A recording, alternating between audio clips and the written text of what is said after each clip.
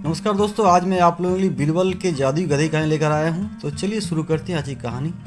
बादशाह अकबर ने अपनी बेगम साहिबा के जन्मदिन पर उन्हें एक बेशकीमती हार दिया। ये हार उन्होंने खास कारीगरों से बनवाया था और वो बेहद खूबसूरत था। बेगम भी ये हार पाकर बेहद खुश थी। बेगम साहिबा को वह हार अति प्रिय था।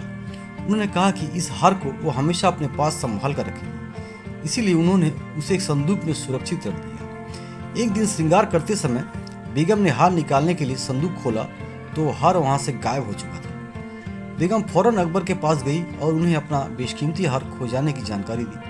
बादशाह ने उन्हें पहले हर कक्ष में हार को अच्छी तरह ढूंढने को कहा, लेकिन वह हार नहीं मिला तो उन्हें यकीन हो गया कि उस बेशकीमती हार को किसी ने चुराया है। अकबर ने तुरंत बीरबल को बुलावा भेजा और सारी बात बताकर शाही हार खोजने की जिम्मेदारी उसे सौंप दी। बीरबल ने फौरन सभी सेवक सेविकाओं को दरबार में हाजिर होने के लिए कहा और कुछ ही देर में दरबार लग गया। सभी वहां मौजूद भी थे सिवाय बीरबल के। बहुत देर इंतजार करने के बाद बीरबल नहीं आया तो बादशाह को क्रोध आने लगा, लेकिन जैसे ही बादशाह ने सोचा अब दरबार में बैठने की मतलब नहीं तो सबको लौट जाने का फरमान देना पड़ेगा, तभी बीरबल ने दरबार में प्रवेश किया।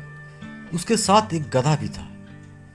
सबको इंतजार करने की माफ़ी मांग बीरबल ने कहा, जहां पनाह, मुझे इस गधे को खोजने में समय लग गया, इसलिए माफ़ी चाहता हूँ। लेकिन यह बात सबकी समझ के परे थी कि आखिर बीरबल अपने साथ वो गधा लेकर दरबार में क्यों आया है। बीरबल समझ गया, इसीलिए सबकी जिज्ञासा शांत करते हुए बोला, मैं यह गधा इसलिए लाया हूँ ताकि यह हार के चोर का नाम बता सके, क्योंकि ये कोई साधारण गधा नहीं है, यह एक जादुई गधा है।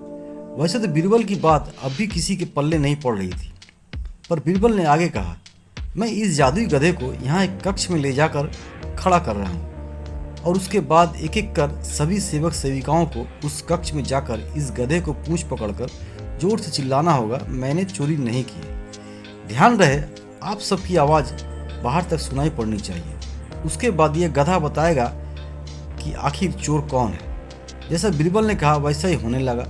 गधे को एक कक्ष में खड़ा किया और कतार बनाकर सभी सेवक सेविकाएं उस कक्ष में जाने लगे।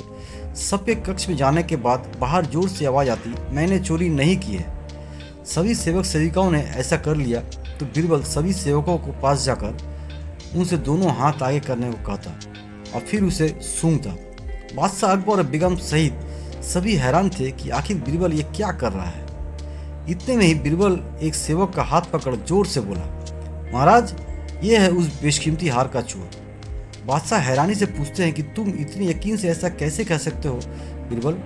क्या इस जादुई गधे ने तुम्हें सच में इस चोर का नाम बताया है? बीरबल ने कहा, नहीं महाराज, हकीकत यह है कि यह कोई जादुई गधा नहीं है, यह एक साधारण गधा है। मैंने तो इसकी पूंछ पर एक खास किस्म का इत्र लगा दिया था।